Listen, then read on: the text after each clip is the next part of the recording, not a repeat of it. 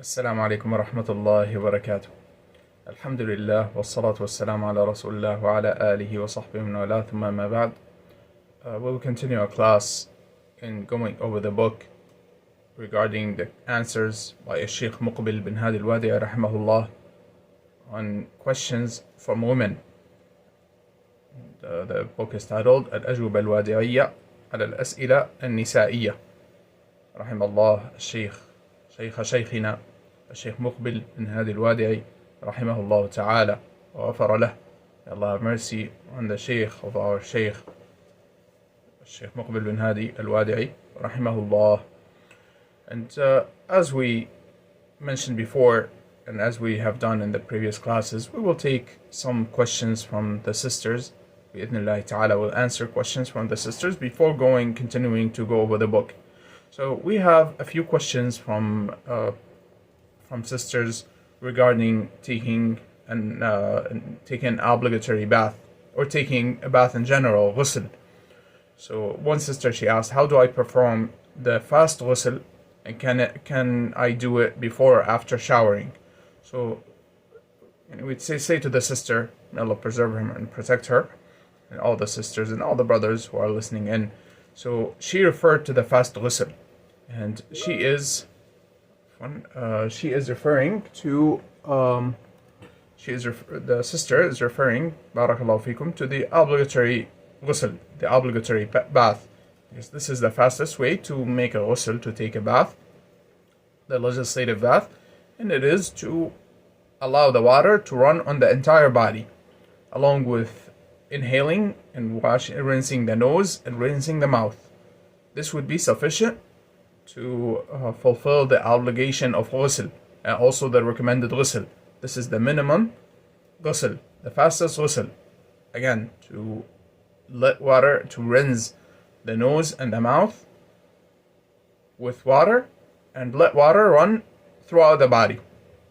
And this would be sufficient. Can it be done before or after showering? Yes, of course. The showering itself could be with the intent that one is taking a bath and is performing ghusl. It would suffice as the ghusl. Of course, the recommended ghusl, and there are recommended actions, and it is to start with the actions of wudu, and then run the water on the head first, and then on the right side, and then the left side. So that is recommended ghusl, the recommended legislative bath. However, the obligatory one, the minimum required bath is, as we mentioned, to run the water on the body.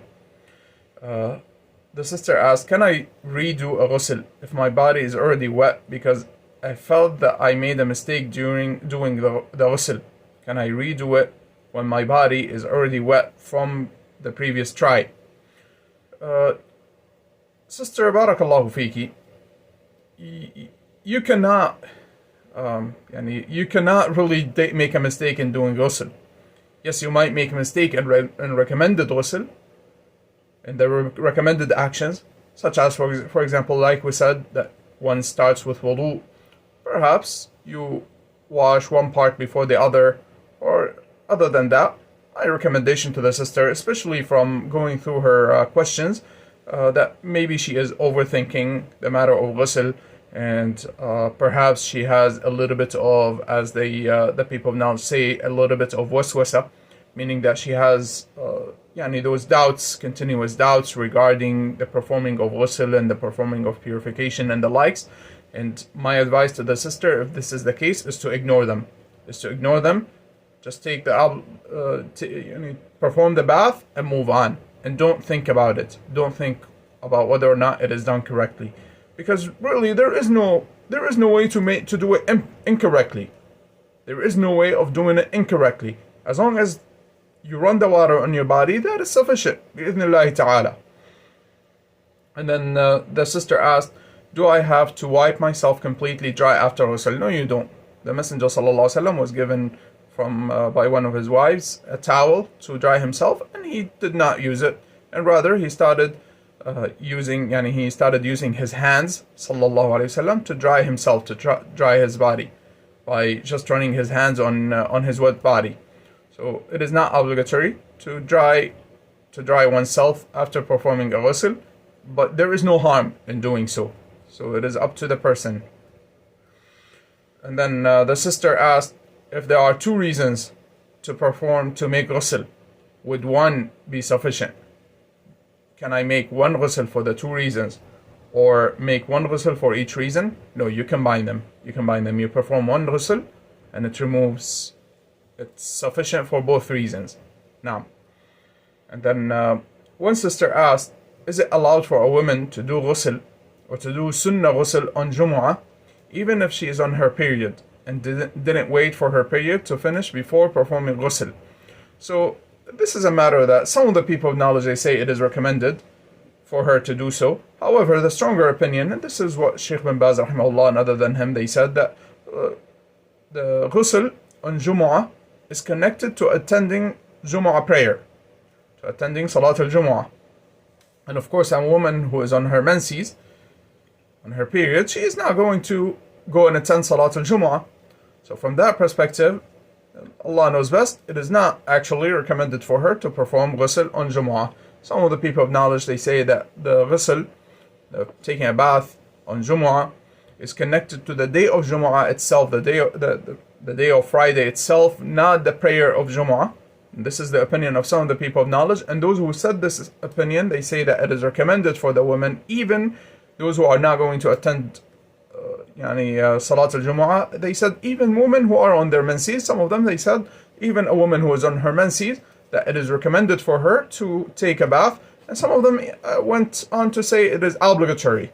However, the stronger opinion is what we mentioned before. Wallahu a'lam. Now, another question from one of the sisters is it permissible for a woman, can a woman get a massage service from a blind man with a third person accompanying? We say absolutely not. Absolutely not, ya akhti. This is not allowed, my sister. This is not allowed. And a woman is not,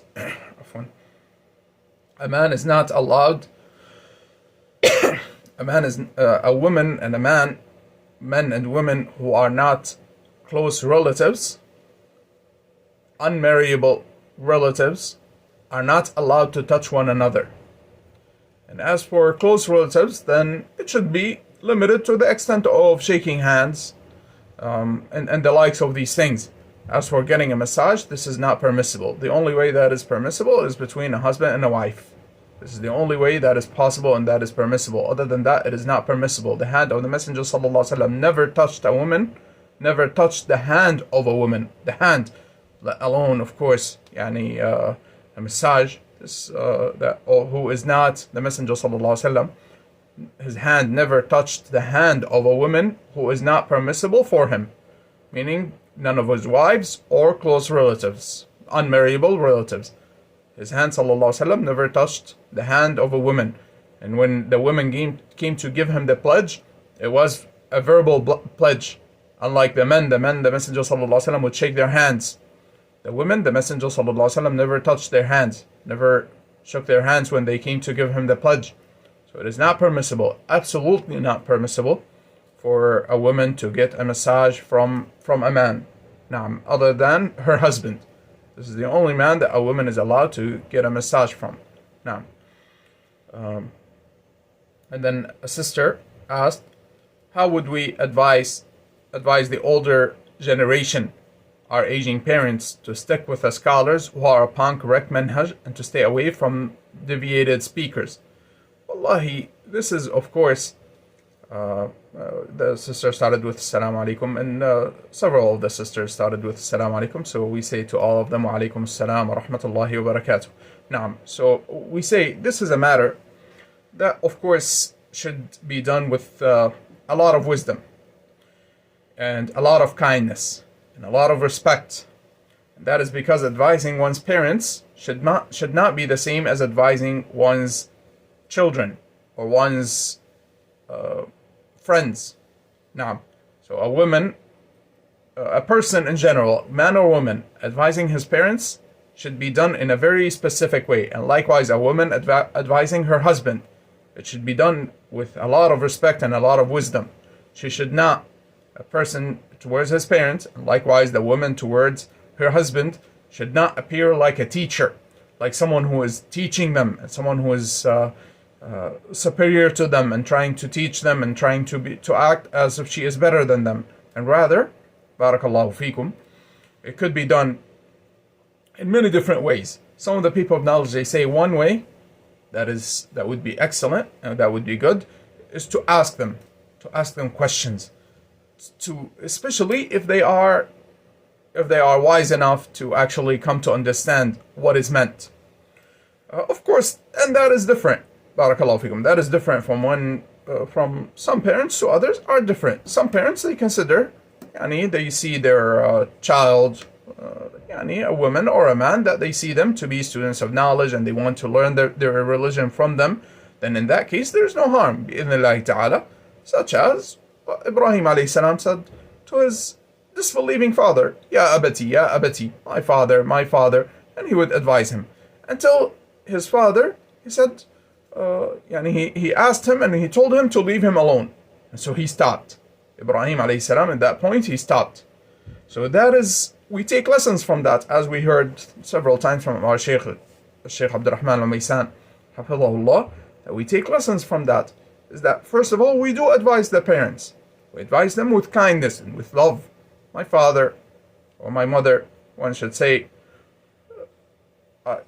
perhaps you should not listen to so and so because he seems to be, for example, with the Khawarij, with the Ikhwan Muslimin, the Muslim Brotherhood movement, or with Tabligh, or he appears to be with the Sufiya. Of course, if they don't know what the problems with those groups are, then perhaps that's where you need to start. Start by clarifying the evil and the falsehood that is with those groups, or in general, barakallahu fikum, if the speaker, say he is with those who water down the religion, and they say that they listen to anyone, طيب, start with that point. Start with that point, the danger of listening to anyone and watering down the religion. Start with that point, the danger of doing so. And then move on to mention that this speaker appears to listen to anyone and appears to be someone who waters down the religion or the likes of thereof. Depending on what problem he has, clarify the problem of that issue that he has and that deviation that he has. Start with clarifying it, and then move on to clarify that perhaps the speaker should not be listened to because of that. And if you find that your parents are willing to listen, then alhamdulillah, that is what is intended. If you find, barakallahu fikum, that they don't want to listen to that, they don't want to listen to you from in regards to this advice, and they tell you to stop talking about this so and so from those speakers, then at that time, and in that case, you will have to stop. Barakallahu fikum. You will have to stop. And of course, ask Allah subhanahu wa ta'ala to guide them to listen to the people of Ahlul Sunnah, the people of Sunnah, and the people who are upon the Haqq. Naam. And I think with that, we would have covered all the questions that we received. Naam, alhamdulillah. So, barakallahu fikum. We will continue to go over the book that we have, which is, as we said, Al-Fatawa Al-Wadi'iyya على الأسئلة النسائية, the answers by Sheikh Muqbil Al-Wadi'i rahimahullah on questions from the women. So one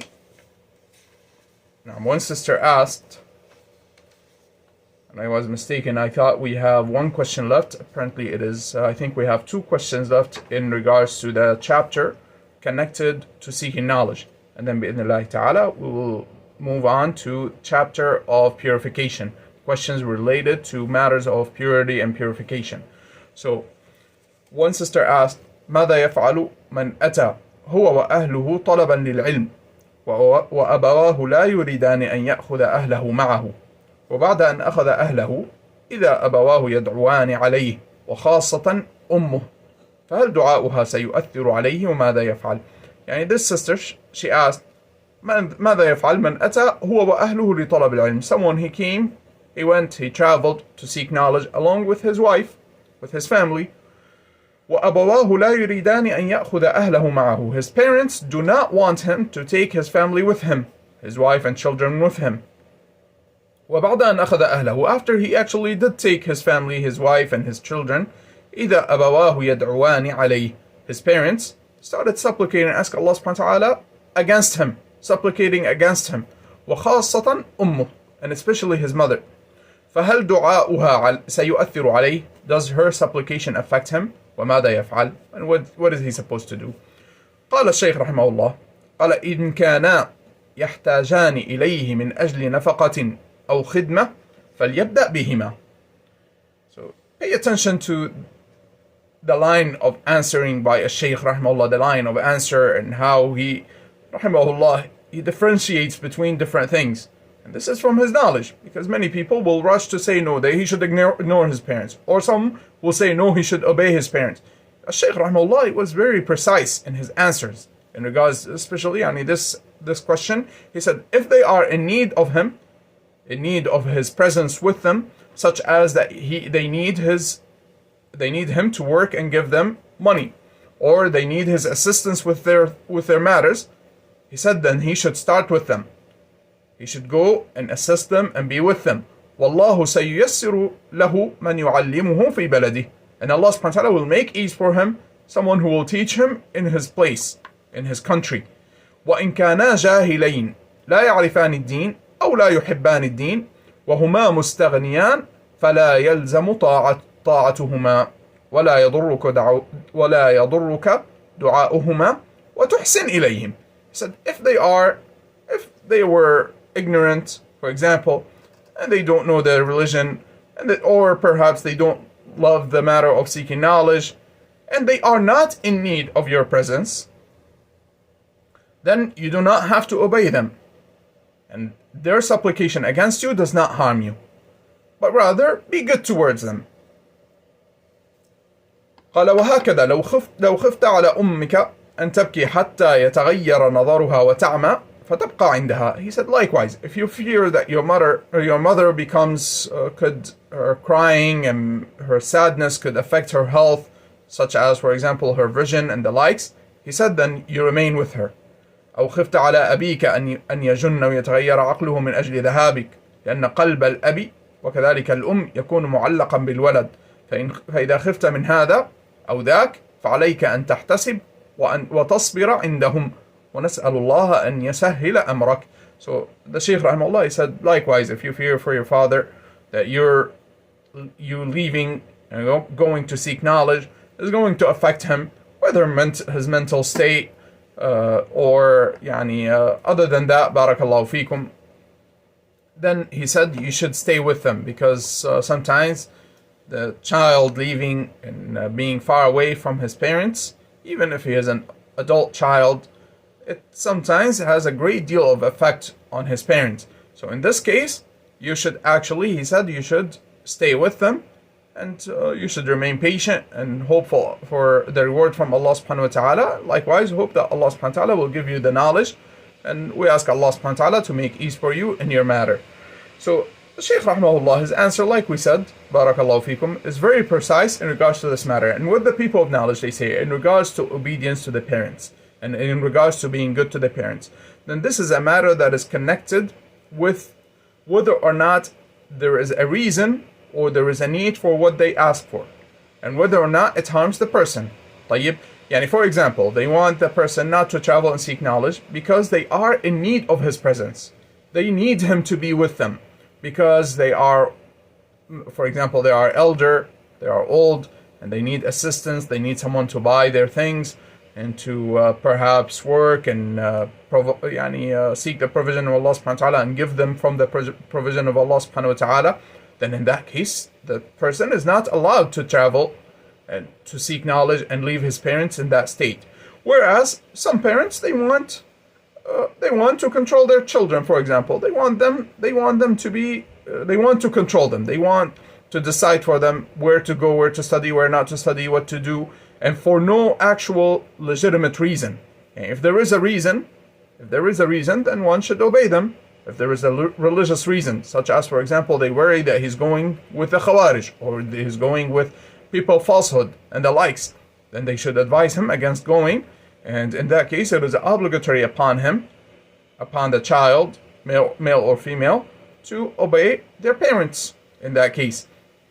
Whereas, barakallahu feekum, may Allah bless you and protect you, if the parents, for example, they don't want him to go to a specific place out of fear for him, or out of fear for problems that they have, they need his assistance, they need his the likes, then he should obey them. Whereas if this is not the case, then he does not have to obey them, and rather he should do that which is pleasing to Allah subhanahu wa ta'ala in regards to that.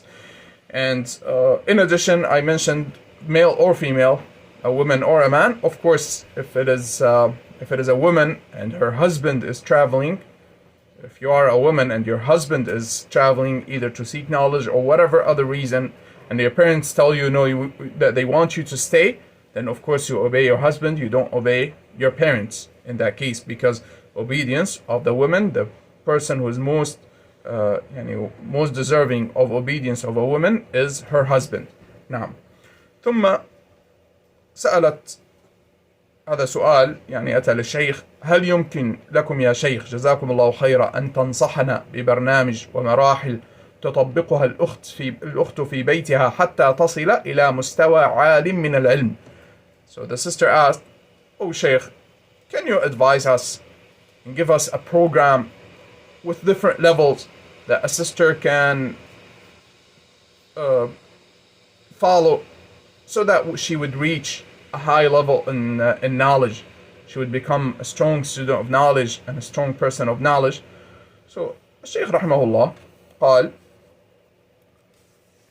قال الذي ننصح به هو التدرج في العلم. What we advise her is to take it in steps, to take knowledge in steps. وقراءة الكتب السهلة, and to read the easy books. فإنها تساعد على فهم الكتب الكثيرة, because the easy books, they help the person in studying and understanding many different books afterwards, even the longer books. قال من أمثلة ذلك, examples of that: رياض الصالحين, فتح المجيد شرح كتاب التوحيد, بلوغ المرام للحافظ ابن حجر رحمه الله. So he mentioned some of those books. قال هذا إذا كانت تفهم هذا, if she is able to understand that. وإن لم تكن تفهمه, هناك كتاب صغير أعرفه لأخينا الفاضل الشيخ محمد بن عبد الوهاب اليمني الوصابي. So he said, if this is not the case, she's not able to understand. Even the book Fath al-Majid does require a little bit of knowledge beforehand. If the person is not even at that level, then he advised with the book of Sheikh Al-Allama Muhammad bin Abdul Wahhab Al-Wasabi rahimahullah, who passed away a few years ago. قال واسمه القول المفيد في أدلة التوحيد. The name of the book, القول المفيد في أدلة التوحيد. The beneficial words in regards to the proofs of Tawheed, of singling out Allah subhanahu wa ta'ala. قال كتاب سهل جدا. This is an easy book. ويمكن أن تقرأ في السنة لابن أبي عاصم, and likewise she can read from the book السنة لابن أبي عاصم, والسنة للمروزي محمد بن نصر المروزي, والسنة لعبد الله بن أحمد بن حنبل. Those are all books of عقيدة and the methodology of أهل السنة والجماعة. قال المهم ينبغي لها أن تنظم وقتها. What is important for her is to manage her time. وألا تكثر الدروس التي تدرسها, and that she should not make the classes that she's studying and the books that she's studying many, meaning that she should concentrate on one thing. فإنها ربما لا تهضمها, because perhaps she's not able to understand so many different sciences and types of knowledge and so many different books at the same time. ويصير حالها كما قيل, and her situation ends up being as is said: ومشتت العزمات ينفق عمره حيران لا ظفر ولا إخفاق. And the person who has diligence in regards to many different things, is diligent in attaining many different things and trying to attain many different things, he spends his life in kind of in doubt, in being not, as the poet said, he is not attaining what he's trying to attain, nor is he failing at it. He's in between. He's kind of in doubt. He's not gaining anything completely, but at the same time he's not failing at anything at the same time. قال كما أننا ننصح بالاتصال إلى العلماء إلى فاضل, and likewise we recommend that she gets in touch with the noble scholars, with the people of knowledge. إذا أشكل عليكن شيء, if anything became difficult for you. وكذلك أيضا بكتابة الفوائد, and also to write down the benefits. وهذا مهم جدا يا أخوات. This is something that is very important, my sisters, to actually, when you study, you take this matter of studying and seeking knowledge seriously. You sit down, you put the book that you're studying with you, you have your notebook, you listen to the classes, you take notes. Even if you're doing that, even if you're studying at home. قال وإن تيسر للمرأة مع زوجها أن ترحل إلى مراكز العلم باليمن فننصحها بذلك والله المستعان. And if it is possible for the sister to travel with her husband to the different places of knowledge in Yemen, then we recommend that for her. نعم. However, barakallahu fikum, this was at his time. As for today, this is a different matter. Barakallahu fikum. The matter of going and seeking knowledge in Yemen, I don't know what the situation is and whether or not it is possible now. So this is something that needs to be, this was an answer at the time of Sheikh Muqbil bin Hadi al-Wadi'i rahimahullah. I don't know what the situation is now, whether or not it is safe, whether or not it is recommended for the sisters to go and seek knowledge in Yemen. Allah knows best. Allahu a'lam. Naam. And then the Shaykh rahimahullah, so I was wrong. There's one more question. It is a long question. Perhaps, inshallah, we will delay it until we will take it, inshallah. We will take it. ما هي خصائص المرأة السلفية? What are the characteristics of the Salafi woman? Beautiful question. How does a woman know that she is a Salafi woman? How does a person know that this woman is a Salafi woman? قال الشيخ السؤال عريض وطويل نلم بما يسر الله سبحانه وتعالى. He said this is a very long and a very wide question. And we will mention that which Allah subhanahu wa ta'ala allows us and makes easy for us. قال خصائص المرأة السلفية أنها تتمسك بكتاب الله. She holds on to the book of Allah. وبسنة رسول الله صلى الله عليه وسلم, and holds on to the sunnah, to the way of the messenger صلى الله عليه وسلم. في حدود ما تستطيع على فهم السلف الصالح. Based upon what she is able to, and based upon the understanding of the righteous predecessors. وينبغي أيضا أن تتعامل مع المسلمين معاملة طيبة. And she must deal with the Muslims in a good way. بل ومع الكافرين, even with the disbelievers. فإن الله عز وجل يقول في كتابه الكريم, Allah subhanahu wa ta'ala says in his noble book, وقولوا للناس حسنا, and say to the people good speech. ويقول إن الله يأمركم أن تؤدوا الأمانات إلى أهلها. Allah commands you that you fulfill the trust and give the trust to those whom they are due. ويقول سبحانه يا أيها الذين آمنوا كونوا قوامين بالقسط شهداء لله ولو على أنفسكم أو الوالدين والأقربين إن يكن غنيا أو فقيرا فالله أولى بهما فلا تتبعوا الهوى أن تعدلوا وإن تلوا أو تعرضوا فإن الله كان بما تعملون خبيرا. So he mentioned this ayah where Allah subhanahu wa ta'ala commands us to be just in regards to and to say that the truth and to testify upon the truth even if it is against our own selves, our parents, our close relatives, and that Allah subhanahu wa ta'ala commanded us not to follow the desire and not to twist and turn and go away from righteousness and being upon righteousness and upon truthfulness, because this is in general what the points that this ayah Allah subhanahu wa ta'ala commanded us with. قال كما أنه يجب عليها أن تلتزم باللباس الإسلامي, and it is obligatory upon her to dress properly with the Islamic clothes. وأن تبتعد عن التشبه بأعداء الإسلام, and to be far away from imitating the enemies of Islam. روى الإمام أحمد في مسنده من حديث عبد الله بن عمر رضي الله عنهما أنه قال رسول الله صلى الله عليه وسلم من تشبه بقوم فهو منهم. So the Messenger صلى الله عليه وسلم, he said in the meaning of the hadith, whomsoever imitates a people, then he is from them. ورب العزة يقول في كتابه في شأن اللباس أيها النبي قل لأزواجك وبناتك ونساء المؤمنين يدنين عليهن من جلابيبهن ذلك أدنى أن يعرفن فلا يؤذين. Likewise, Allah subhanahu wa ta'ala said in regards to the clothes, in the meaning of the ayah, O our Prophet, say to your wives, your daughters, and the wives or the women of the believers, that they should lower upon them from their jalabib, from their outer garments. This is better that they are known, so they will not be harmed. وروى الترمذي في جامعه من حديث عبد الله بن مسعود رضي الله عنه أنه قال رسول الله صلى الله عليه وسلم المرأة عورة فإذا خرجت استشرفها الشيطان. Likewise, the Messenger صلى الله عليه وسلم, he said المرأة, the woman, is a awrah, is all all needs should be hidden, and when she comes out, the shaitan beautifies her. وننصحها أن تحسن إلى زوجها إذا أرادت الحياة السعيدة. And we command her and advise her to be good to her husband if she wants a happy life. فإن النبي صلى الله عليه وسلم يقول إذا دعا الرجل امرأته إلى فراشه فأبت لعنتها الملائكة. The Messenger صلى الله عليه وسلم, he said in the meaning of the hadith that if a man calls his wife to his bed and she refuses, then the angels will curse her. وفي صحيح مسلم إلا كان الذي في السماء ساخطا عليها, except that the one who is above the heavens, in another narration, except that the one who is above the heavens will be angry with her. Allah subhanahu wa ta'ala will be angry with her. قال وهكذا أيضا تقوم برعاية أبنائها رعاية إسلامية. And likewise she should pay attention to her children and raise them in an Islamic way. فقد روى البخاري ومسلم في صحيحيهما من حديث عبد الله بن عمر رضي الله عنهما أنه قال قال رسول الله صلى الله عليه وسلم كلكم راع وكلكم مسؤول عن رعيته. The Messenger صلى الله عليه وسلم, he said in the meaning of the hadith, all of you are trusted and all of you will be asked about your trusts.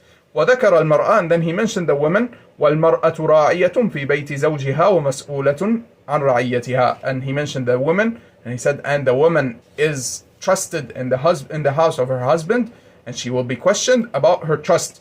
وفي الصحيحين من حديث معقل بن يسار رضي الله عنه أنه قال قال رسول الله صلى الله عليه وسلم ما من عبد يسترعيه الله رعية فلم يحطها بنصيحة إلا لم يجد رائحة الجنة. So the Messenger صلى الله عليه وسلم, he said in the meaning of this hadith that there is no servant of Allah whom Allah puts him in charge of any people, and he is not good towards them, except that he will not find the essence of the paradise.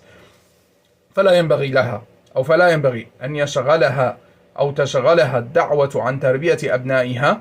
So calling to Allah subhanahu wa ta'ala, in the matter of calling to Allah subhanahu wa ta'ala, should not keep her busy from raising her children. كما أنه ينبغي لها أن ترضى بما حكم الله في تفضيل الرجل على المرأة. And likewise, she should be pleased with that which Allah subhanahu wa ta'ala made the men superior over the women. لقوله سبحانه وتعالى, with the statement of Allah subhanahu wa ta'ala, الرجال قوامون على النساء بما فضل الله بعضهم على بعض وبما أنفقوا من أموالهم فالصالحات قانتات حافظات للغيب بما حفظ الله واللاتي تخافون نشوزهن فعظوهن واهجروهن في المضاجع واضربوهن فإن طعنكم فلا تبغوا عليهن سبيلا. Referring to the statement of Allah subhanahu wa ta'ala that the men are in charge of the women in that which Allah subhanahu wa ta'ala gave superiority to the men over the women. Naam. And from that which they spend from their wealth, to the end of the meaning of the ayah. And قال وفي الصحيحين من حديث أبي هريرة رضي الله عنه أنه قال قال رسول الله صلى الله عليه وسلم, so the Messenger صلى الله عليه وسلم, he said, استوصوا بالنساء خيرا, be good towards the women, فإنهن خلقن من ضلع, they were created from the limb. وإن أعوج ما في الضلع أعلاه, and the most that is curved from it is the highest part of it. فإن ذهبت تقيمه كسرته. This is the rib, عفوا, the rib. If you come to straighten it, you break it. وإن تركته لم يزل به عوج. And if you leave it as it is, it continues to have a curve in it. يعني the Messenger صلى الله عليه وسلم is commanding the men and advising the men to remain patient with the women because they have shortcomings.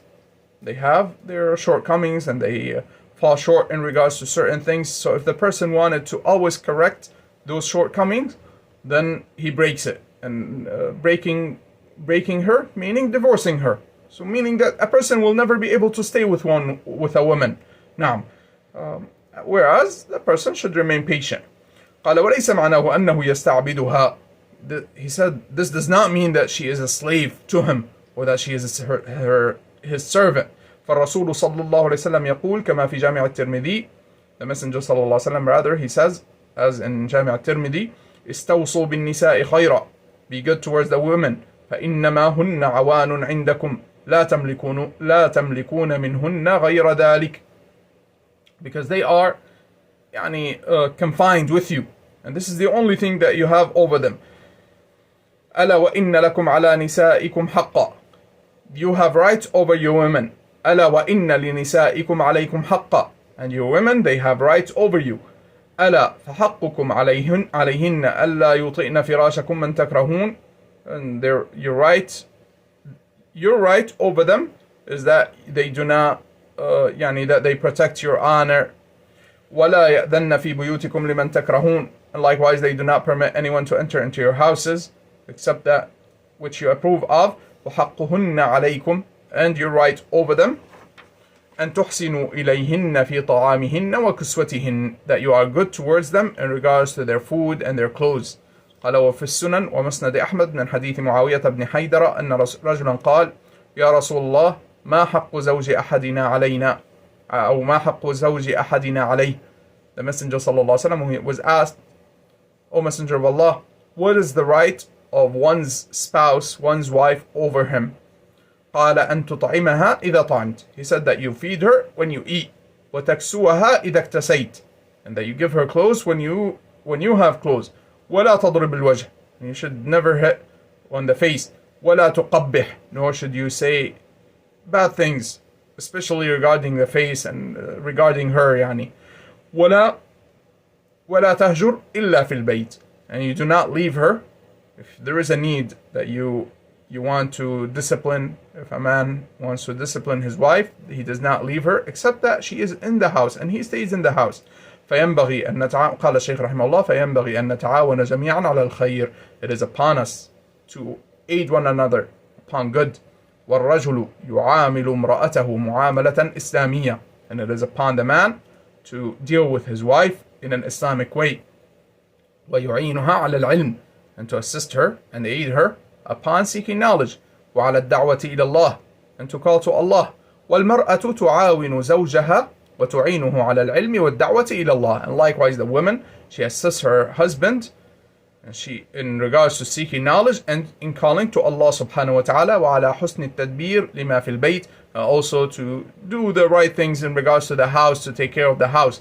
فإن الله عز وجل يقول كما سمعتم وتعاونوا على البر والتقوى ولا تعاونوا على الإثم والعدوان. Allah subhanahu wa ta'ala says in the meaning of the ayah, and assist and aid one another upon righteousness and piety, and do not assist one another upon sin and transgression. Wallahu al-musta'an, and we seek the help and the aid of Allah subhanahu wa ta'ala. وبهذا كما قلنا نكون قد انتهينا من ما ذكره المصنف رحمه الله فيما يتعلق بطلب العلم.